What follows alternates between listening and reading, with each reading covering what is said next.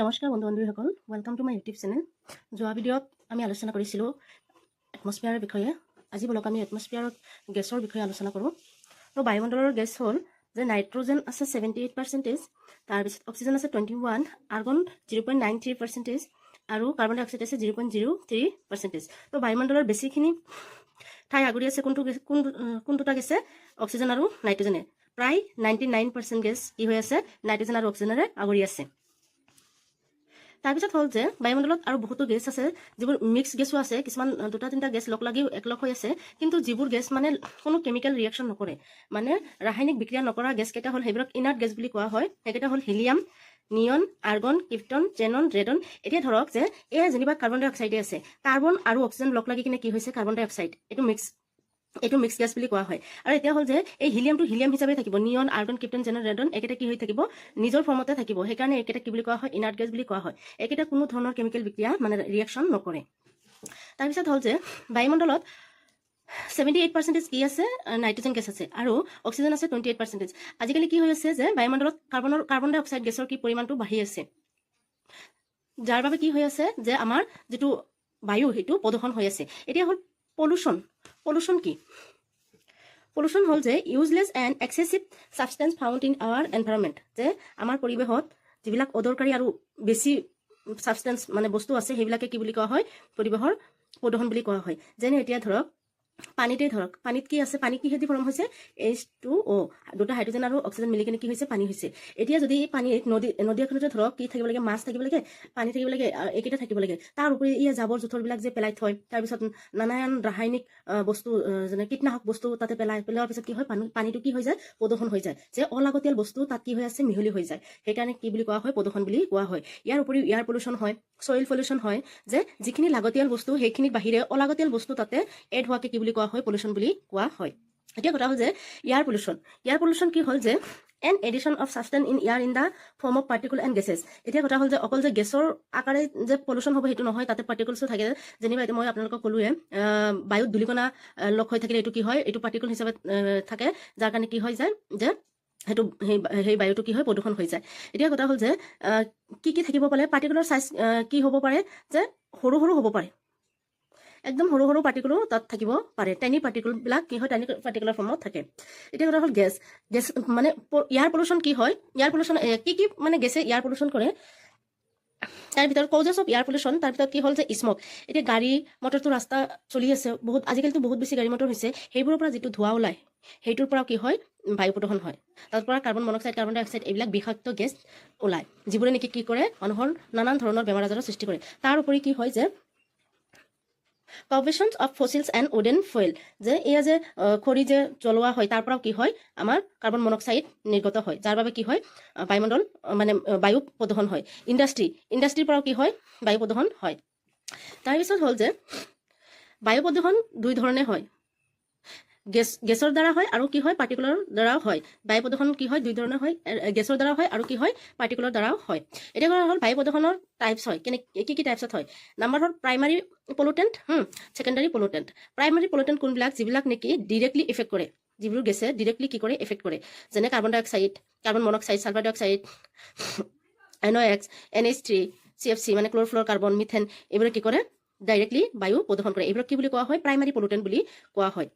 এতিয়া কথা হ'ল যে কাৰ্বন ডাই অক্সাইড মানে লাগতিয়ালো হয় আৰু কি হয়? অলাগতিয়ালো হয়। এতিয়া যদি কাৰ্বন ডাই অক্সাইড নাথাকে পিছে কি হ'ব? যে আমাৰ পৃথিৱীৰ পৰা গছ গছনি নাইকিয়া হৈ যাব। এইকাৰণে যে খাদ্য প্ৰস্তুত কৰোঁতে গছ গছনি কি লয়? কাৰ্বন ডাই অক্সাইডৰ সহায়তহে খাদ্য প্ৰস্তুত কৰে।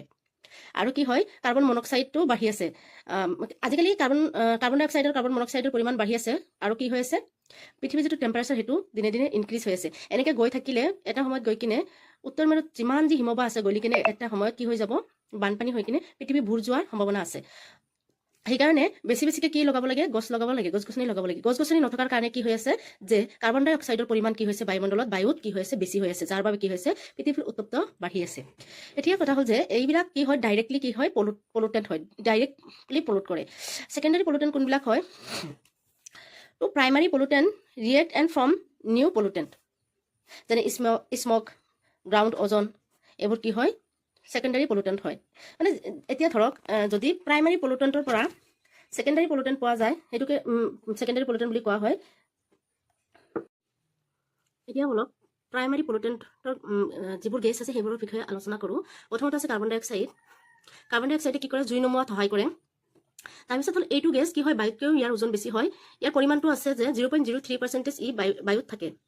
তাৰপিছত হ'ল যে ফটোচিন্থেসিছত উদ্ভিদে যে ফটোচিন্থেসিস কৰি কিনে খাদ্য প্ৰস্তুত কৰে, তাত কি কৰে, ই অংশগ্ৰহণ কৰে। উদ্ভিদৰ খাদ্য প্ৰস্তুত কৰাত কাৰ্বন ডাই অক্সাইডে কি কৰে, সহায় কৰে। তাৰপিছত হ'ল যে ৰেছপনচিবল ফৰ গ্ল'বেল ৱাৰ্মিং, এই দিনে দিনে যে গ্ল'বেল ৱাৰ্মিং বাঢ়ি আছে তাৰ কাৰণে ৰেছপনচিবল হয় কাৰ্বন ডাই অক্সাইড গেছ। তাৰপিছত হ'ল highly active green houses gas effects, আৰু যে গ্ৰীণ হাউচেছ গেছ ইফেক্টৰ মানে কোনটো গেছ আছে, কাৰ্বন ডাই অক্সাইড আছে। তো প্ৰথম প্ৰাইমাৰী পলিউটেণ্টৰ ভিতৰত প্ৰথম গেছটো আমি কি পালোঁ, কাৰ্বন ডাই অক্সাইড। তাৰপিছত হ'ল যে কাৰ্বন মনক্সাইড। কাৰ্বন মনক্সাইডৰ চ'ৰ্চ হ'ল যে স্মক অফ চিগাৰেটৰ যিটো স্মক আছে তাৰ পৰা ওলায়। তাৰপিছত এই খৰিৰে যে চৌকাত ৰন্ধা বঢ়া কৰে তাৰ পৰাও কাৰ্বন মনক্সাইড নিৰ্গত হয়। তাৰপিছত ইন্ধন জ্বলিলে এইবোৰৰ পৰা কি হয়, কাৰ্বন মনক্সাইড নিৰ্গত হয়। তাৰপিছত ৰুম হিটাৰৰ পৰা তাৰ পৰাও কি হয়, কাৰ্বন মনক্সাইড নিৰ্গত হয়। তেওঁলোকৰ ইয়াৰ ইফেক্ট কি, ৰিডিউচ এমাউণ্ট অফ অক্সিজেনৰ এমাউণ্টটো কি কৰি দিয়ে, কমাই দিয়ে। তাৰপিছত হ'ল যে ৰেছপিৰেটৰী প্ৰব্লেম, উশাহ লোৱাত প্ৰব্লেম হয়, মানে যিটো ৰেছপিৰেটৰী প্ৰব্লেম আছে সেইটোত কি হয়, প্ৰব্লেম হয়। ইফেক্ট অন লাঞ্চত কি কৰে, প্ৰভাৱ পেলায়। এইখিনি হ'ল কাৰ্বন মনক্সাইডৰ বিষয়ে। এতিয়া হ'ল যে তৃতীয় নম্বৰ গেছটো হ'ল যে ছালফাৰ SOx। ইয়াতে এক্সে কি কৰিছে, এক্সে 1 2 3 4 যিমানলৈকে আপুনি মানে বুজাইছে যে 1ৰ পৰা ডট কিনে অহিমলৈ বুজাইছে। এতিয়া গোটেই চ'ৰ্চ কি, আনটিল ফুৱেল বাৰ্ণ কমপ্লিটলি, যেতিয়ালৈকে ফুৱেলটো কমপ্লিটলি বাৰ্ণ হৈ নাযায়। ফ্ৰম স্মক অফ ভেহিকলছ, এই গাড়ী মটৰৰ যিটো নেকি স্মক আছে তাৰ পৰা ওলায়। ফ্ৰম ভলকেনৰ পৰা কি হয়, SOx নিৰ্গত হয়। ইয়াৰ ইফেক্ট কি, ইচিং on I, nose and throat, যে ডিংগি, চকু আৰু নাকত যে ইচিং ফিল হৈ থাকে সেইটো কাৰ কাৰণে হয়, SOxৰ কাৰণে হয়। ইফেক্ট অন লাঞ্চ, ই লাঞ্চতো প্ৰভাৱ পেলায়। মেড এচিড ৰেইন, আৰু কি হয়, এচিড ৰেইনৰ সৃষ্টি কৰে। এইটো ছালফাৰ ডাই অক্সাইড বুলিও আপোনালোকে ক'ব পাৰে। মই ক'লোৱে নহয়, এক্সৰ ঠাইত আপোনালোকে কি দিব পাৰে, 1 2 3 4 এনেকৈ দিব পাৰে। SO2 হৈ গ'লে কি হৈ যাব, ছালফাৰ ডাই অক্সাইড, এইটো কি হয়, এচিড ৰেইন সৃষ্টি কৰে। এতিয়া তাৰপিছত হ'ল 4 নম্বৰ গেছটো হ'ল নাইট্ৰজেন ডাই অক্সাইড। ইয়াৰ চ'ৰ্চটো হ'ল যে ফ্ৰম স্মক অফ ভেহিকলছ, গাড়ী মটৰৰ ধোঁৱাৰ পৰা ওলায়। ফ্ৰম ফুৱেল বাৰ্ণিঙৰ পৰা ওলায়। ফ্ৰম ফেক্টৰী, এই ফেক্টৰীবিলাক যে আছে তাৰ পৰাও কি হয়, নিৰ্গত হয়। এইটো কি কৰে, made smog stop growth of প্লাণ্টছৰ যিটো গ্ৰ'থ আছে সেইটো ষ্টপ কৰি দিয়ে। বস্তু ৰং হালকা কৰে, যেনে তাজমহলৰ ৰং বেয়া কৰিছিল ছালফাৰ ডাই অক্সাইড আৰু নাইট্ৰাছ অক্সাইডে।